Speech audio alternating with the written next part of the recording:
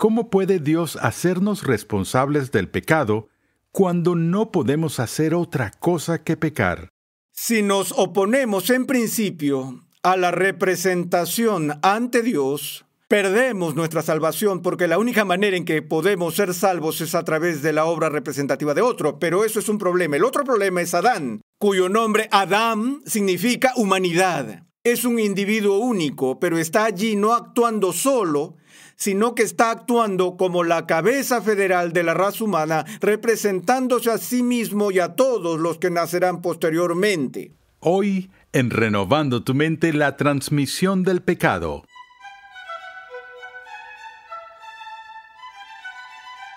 Bienvenidos una vez más a Renovando tu Mente con el Dr. R.C. Sproul. En el día de hoy continuamos con la serie de enseñanza que hemos titulado Fundamentos, un panorama general de la teología sistemática. En esta serie el Dr. Sproul nos muestra que las verdades de la Escritura se relacionan entre sí en perfecta armonía. En el episodio anterior tratamos sobre la doctrina del pecado original y vimos cómo por el pecado de Adán toda la humanidad fue corrompida. Esta doctrina del pecado original plantea varias interrogantes. ¿Cómo es que la naturaleza pecaminosa y por tanto la culpa se transfiere de Adán a nosotros? Acompáñame al salón de clases a escuchar al Dr. R.C. Sproul mientras compara la transferencia del pecado de Adán a la raza humana y la transferencia de la justicia de Cristo a su pueblo redimido. Cada vez que surge el tema del pecado original y discutimos la naturaleza caída de los seres humanos, es inevitable que alguien haga la pregunta: bueno, espera un minuto, si nacemos pecadores, ¿cómo es que Dios nos hace responsables de pecar cuando todo lo que hacemos sale naturalmente? Es decir, si el pecado es básico para nuestra naturaleza, ¿cómo puede Dios juzgarnos por pecar, ya que no podemos hacer nada más que pecar? Bueno, esa es sin duda una pregunta legítima y que obviamente se plantearía a la luz de la doctrina del pecado original. Y por lo tanto tenemos que pasar algún tiempo viendo cómo esta naturaleza del pecado se transmite o transfiere de Adán a su posteridad. Y lo primero que tenemos que decir con respecto a esto es que la Biblia deja extremadamente claro que hay una conexión allí. Veremos las maneras distintas posibles en que esa conexión ha de ser entendida, pero veamos primero el capítulo 5 de la carta de Pablo a los Romanos, empezando en el versículo 12, donde el apóstol escribe: por tanto, tal como el pecado entró en el mundo por un hombre y la muerte por el pecado, así también la muerte se extendió a todos los hombres porque todos pecaron. Pues antes de la ley había pecado en el mundo, pero el pecado no se imputa cuando no hay ley. Sin embargo, la muerte reinó desde Adán hasta Moisés, aún sobre los que no habían pecado, con una transgresión semejante a la de Adán, el cual es figura del que había de venir. Luego continúa diciendo: porque si por la transgresión de uno murieron los muchos, mucho más la gracia de Dios y el don por la gracia de un hombre, Jesucristo, abundaron para los muchos.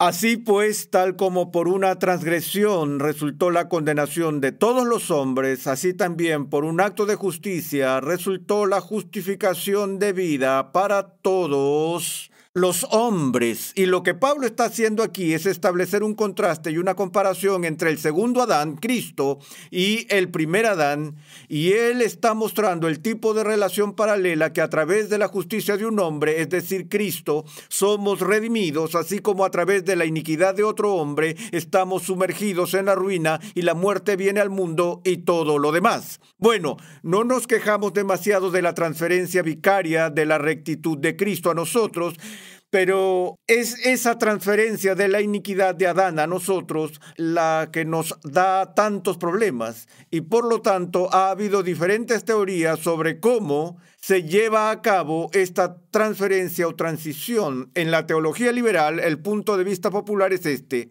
que la historia de Adán y Eva es un mito. No hubo un Adán histórico ni una caída histórica, y en cierto sentido la narración del tercer capítulo del Génesis es una parábola que nos habla de un escenario que vivimos en nuestras propias vidas, a saber que todo ser humano nace bueno, nace justo, pero que todos pasamos por nuestra propia tentación y nuestra propia caída. Cada individuo duplica en su propia vida lo que las Escrituras dicen en forma parabólica que Adán y Eva hicieron en su tentación. Hay varios problemas con esto, por supuesto. Esto niega rotundamente lo que las Escrituras enseñan. Eso ya es un problema suficiente, pero además de eso, lo que Pablo estaba señalando aquí en este 5º capítulo de Romanos, mientras lo leía, fue que él también está en este pasaje tratando de argumentar que la ley ha estado en el mundo desde el principio, antes de Moisés. ¿Y cuál es la prueba de eso? Bueno, él dice que la prueba es que el pecado estaba en la ley, o el pecado estaba en el mundo, reinó desde Adán hasta Moisés. Y el punto que Pablo señala es que si no hay ley, no puede haber transgresión, no puede haber pecado. Y si no hay pecado, no puede haber castigo justo por el pecado. Y así de nuevo Pablo razona de esa manera. Él dijo que sabemos que la muerte reinó desde Adán hasta Moisés. La gente murió antes del monte Sinaí. No solo los adultos, sino los bebés murieron. Y si esto es cierto, como los liberales sugieren, que Adán y Eva no son personas históricas y es simplemente un mito, entonces tienen que explicar la mortalidad infantil. ¿Por qué morirían los bebés? Bueno, la explicación que dan es que realmente no hay ningún vínculo entre el pecado y la muerte. Y cuanto más presionas este argumento, más piezas de la Escritura encontrarás que te están chocando de frente. Y así, entre aquellos que toman en serio la revelación bíblica y se aferran a Adán histórico y a una caída histórica, todavía hay un serio debate entre ellos sobre cómo se lleva a cabo la transmisión del pecado original. Los dos puntos de vista más famosos y comunes, y todos ellos tienen sus pequeños matices entre ellos, de este asunto de la transferencia de culpabilidad de Adán, pueden llamarse la escuela del realismo y la escuela del federalismo. Y la escuela del realismo tiene una visión un tanto burda del realismo, así como una versión filosófica más sofisticada. Así que mencionaré ambos al menos de paso. Los realistas argumentan de esta manera que la única manera en que Dios puede castigarnos justamente por el pecado, cuando nacemos con una naturaleza de pecado, es si esa naturaleza de pecado es un castigo justo sobre nosotros por algo que hicimos. Por ejemplo, cuando Adán peca y Dios lo entrega a una naturaleza pecaminosa como parte del castigo por su pecado en sí, entendemos que eso es un castigo justo para que Dios entregue a una persona lo que quiere hacer. Una cosa es que Dios entregue a Adán a su naturaleza de pecado después que Adán peca. Otra cosa es entregar a los hijos de Adán a una naturaleza de pecado por lo que su padre hizo. Recuerden que en Ezequiel la gente se queja de que los padres han comido uvas agrias y los dientes de los niños tienen la dentera. Y uno de los mensajes de Ezequiel es que Dios no castigará a una persona por el pecado que alguien más cometió. Y si ese principio es cierto, de nuevo, ¿cómo se aplica eso al asunto de esta naturaleza caída heredada que tenemos? Bueno, los realistas dicen que la única manera en que Dios nos inflige una naturaleza caída sería si realmente hubiéramos caído allí en el jardín con Adán. Puede que no recuerdes haber estado allí. Es posible que no tengas ningún registro en tu diario que señale tu presencia en el jardín del Edén. Sin embargo, la posición realista, en un sentido, enseña que tú estuviste allí, que estuviste allí de verdad. Esa es una de las razones por la que se llama realismo. Y para que eso haya sucedido, eso significaría que tu alma, que se unió a tu cuerpo presuntamente en la concepción, en el vientre de tu madre, que tu alma preexistió tu encarnación y que tu alma estaba viva y bien y presente en el jardín del Edén y que participaste en tu alma preexistente con Adán y Eva en su caída. Ahora bien, el argumento bíblico que se utiliza para apoyar tal afirmación se extrae del libro de Hebreos, del registro un tanto misterioso de todo ese asunto del encuentro de Abraham con Melquisedec en el Antiguo Testamento. ¿Recuerdas que en el libro de Hebreos, una de las tareas que el autor de Hebreos enfrenta es validar la afirmación del Nuevo Testamento de que Jesús es nuestro gran sumo sacerdote? El Nuevo Testamento anuncia a Jesús no solo como nuestro Salvador, sino también como nuestro Rey y como nuestro sacerdote. Y para que Él fuera Rey, Él tendría que ser de la tribu de Judá, porque el reino davídico se promete a los descendientes de la tribu de Judá. David era de la tribu de Judá, Salomón era de la tribu de Judá, y el Nuevo Testamento establece el linaje de Jesús y muestra que Él también proviene de la tribu de Judá y así califica para ser el rey de Israel. Pero si Él es de la tribu de Judá, eso significa que no puede ser al mismo tiempo de la tribu de Leví. Y es la tribu de Leví que recibe el sacerdocio en el Antiguo Testamento, el llamado sacerdocio levítico, sacerdocio aarónico, llamado así por Aarón, el primer sumo sacerdote, está restringido en el Antiguo Pacto a los miembros de la tribu de Leví. Y así, cuando el Nuevo Testamento declara que Jesús es nuestro sumo sacerdote, los escritores se enfrentan a este problema de su linaje biológico. Bueno, la respuesta que da el autor de Hebreos es varias citas del Antiguo Testamento, particularmente de los Salmos mesiánicos, Salmo 110, donde Dios declara que con respecto al Mesías, que lo iba a hacer rey y sacerdote para siempre conforme a la orden de Melquisedec.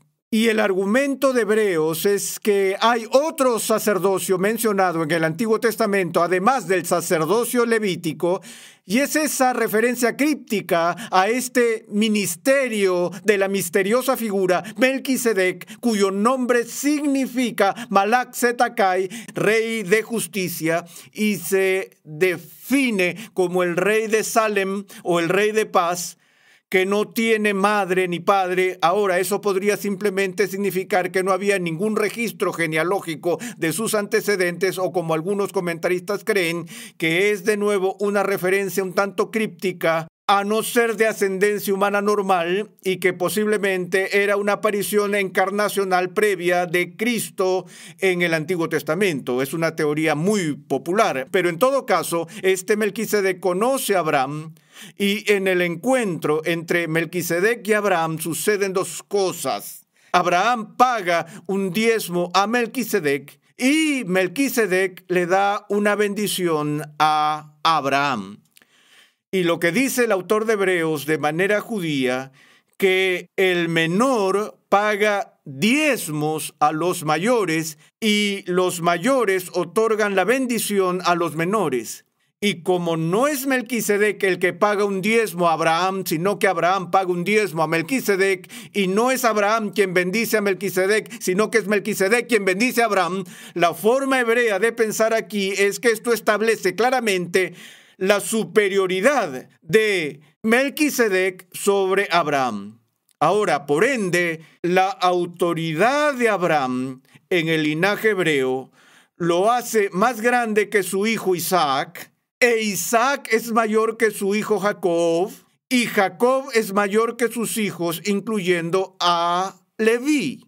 Así que si Abraham es mayor que Leví y Melquisedec es mayor que Abraham, entonces quod erat demonstratum, obviamente Melquisedec en esta forma de pensar es mayor que Leví.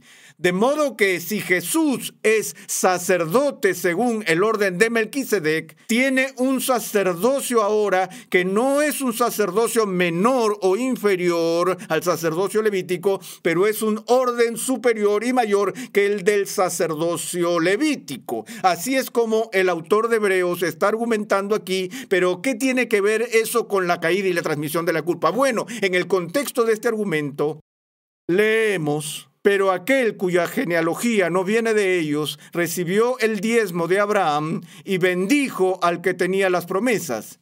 Y sin discusión alguna, el menor es bendecido por el mayor.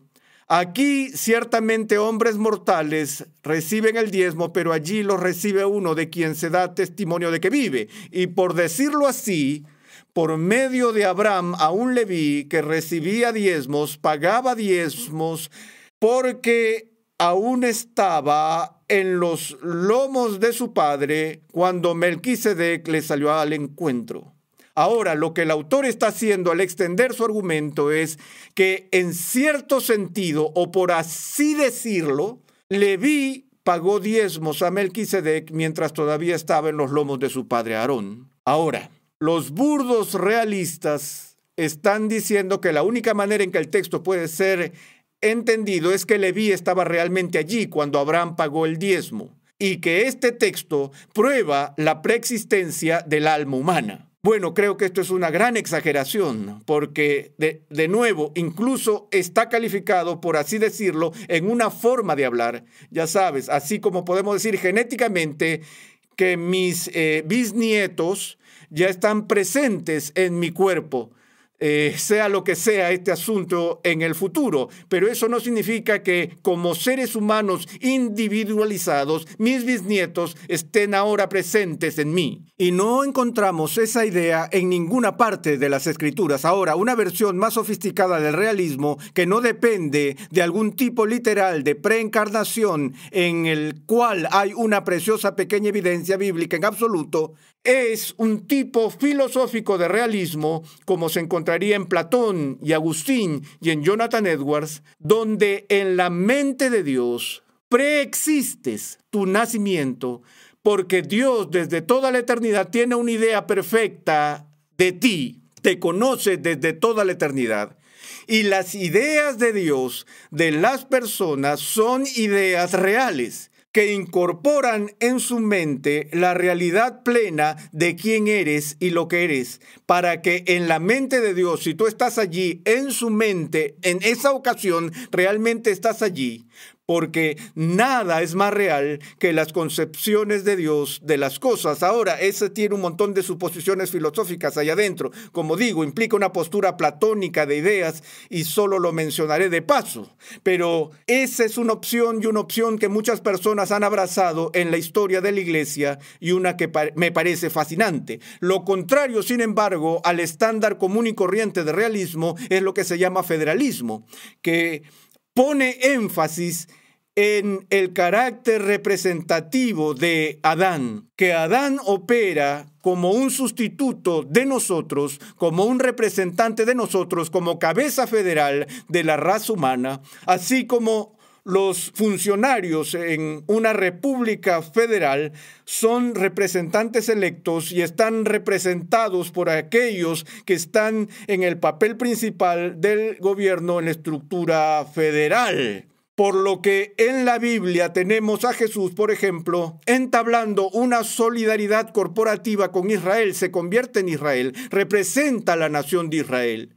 Y en términos de su obra en la cruz, Él es nuestro sustituto vicario, quien está en nuestro lugar, y Dios nos considera justos porque Dios nos transfiere la justicia de Jesús y transfiere de nosotros la culpa a Cristo. Así que tenemos esa doble transferencia que está presente en nuestra salvación. Y para que toda nuestra salvación se base en la validez de algún tipo de representación, si nos oponemos en principio a la representación ante Dios, perdemos nuestra salvación, porque la única manera en que podemos ser salvos es a través de la obra representativa de otro. Pero eso es un problema. El otro problema es Adán, cuyo nombre Adam significa humanidad. Es un individuo único, pero está allí no actuando solo, sino que está actuando como la cabeza federal de la raza humana, representándose a sí mismo y a todos los que nacerán posteriormente. De modo que la prueba a la que se somete es la prueba de la raza humana, no solo de Adán. Y así, cuando cae, no solo él cae, sino que a todos los que representa caen con él. Entonces la queja que la gente plantea es: aún así, ¿por qué soy responsable de lo que otra persona hizo? Yo digo, porque esa otra persona te representó. Y tú dices, bueno, yo no lo elegí, no hay condenación sin representación electa, es el grito de la persona en este momento. Y yo digo, así es, pero ¿por qué quieres elegir a tus funcionarios en una elección libre?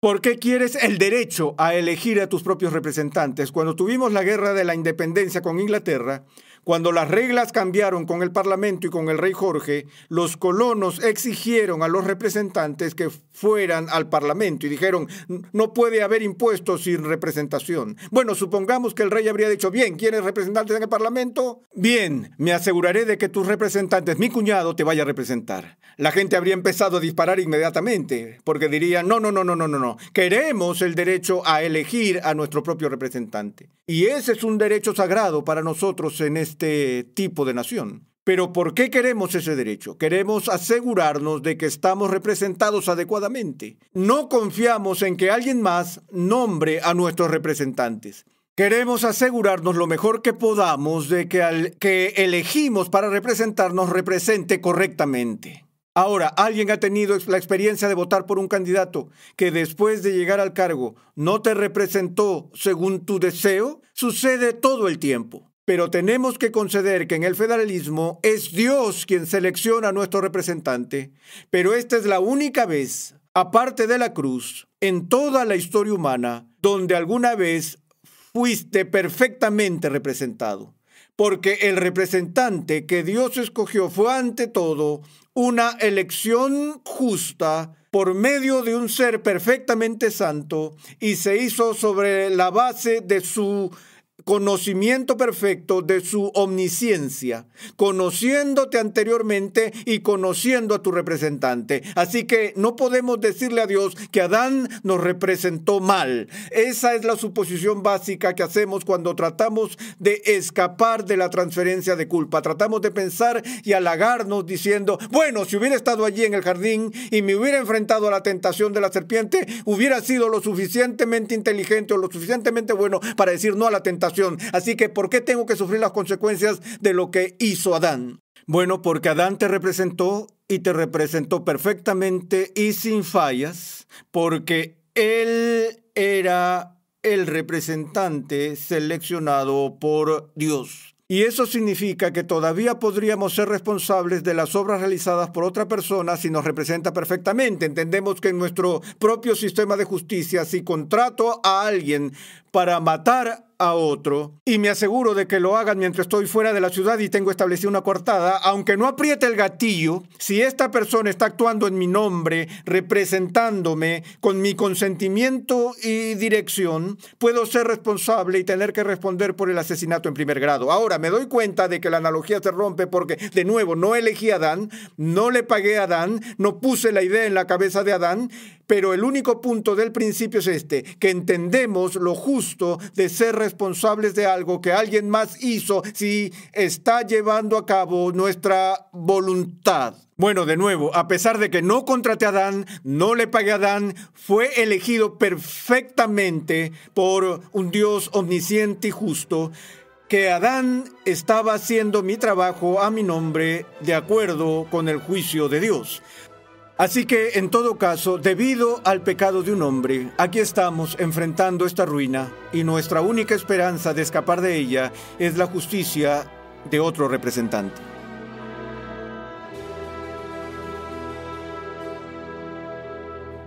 Estás en sintonía de Renovando tu Mente con el Dr. R.C. Sproul. Te invitamos a visitar nuestra página web renovandotumente.org, donde podrás solicitar gratuitamente la guía de estudio de esta edificante serie. La Biblia de Estudio de la Reforma ya está disponible. Esta Biblia de estudio cuenta con más de 1,000,000 de palabras de explicaciones versículo por versículo y temáticas con la colaboración de 75 distinguidos pastores y teólogos de alrededor del mundo, liderados por el Dr. R.C. Sproul.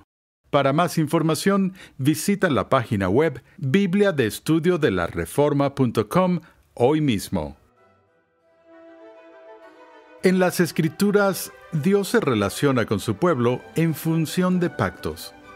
En el siguiente episodio de Renovando tu Mente, el Dr. Sproul esboza los 3 pactos principales que sirven de marco a las Escrituras. Renovando tu Mente es una producción de los Ministerios Ligonier, la confraternidad de enseñanza del Dr. R.C. Sproul. Nuestra misión, pasión y propósito es ayudar a las personas a crecer en su conocimiento de Dios y su santidad. Nuestra programación es posible gracias al generoso apoyo en oración y financiero de cristianos alrededor del mundo. Para hacer tu donación, por favor, visita nuestra página web renovandotumente.org. Recuerda que en nuestra página web renovandotumente.org puedes adquirir gratuitamente la guía de estudio de la serie de hoy y además encontrarás una amplia variedad de recursos tales como clases, artículos y contenido multimedia con la finalidad de cumplir nuestra misión de proclamar, enseñar y defender la santidad de Dios en toda su plenitud a tantas personas como sea posible. Sintonízanos nuevamente en esta misma emisora y en este mismo horario y únete a nuestra gran comunidad virtual en las redes sociales.